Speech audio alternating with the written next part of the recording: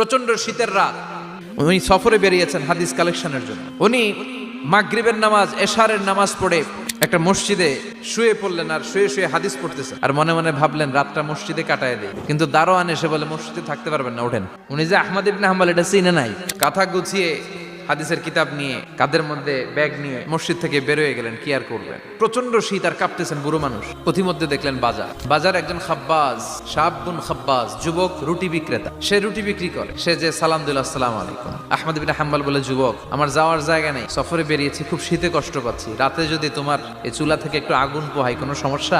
যুবক বলে, না না সমস্যা না, আহলান ওয়া সাহলান, বসে আমতে আসেন আসেন, আপনি আগুন পোহাইলে আমার সমস্যা কি? আল্লাহ শুকরিয়া করে উনি বসলেন আর আগুন পোহাচ্ছেন। আর খেয়াল করলেন যুবক রুটি বানায় আর পরে আস্তাগফিরুল্লাহ, রুটির দলা বানায় পরে আস্তাগফিরুল্লাহ, খামির বানায় আর পরে আস্তাগফিরুল্লাহ, খালি এইটাই পড়তেছে। ইমাম আহমদ ইবনে হাম্বল তো অবাক, কিরে এটা আবার কেমন যুবক, খালি আস্তাগফিরুল্লাহ। উনি প্রশ্ন করলেন, যুবক ঘটনা কি?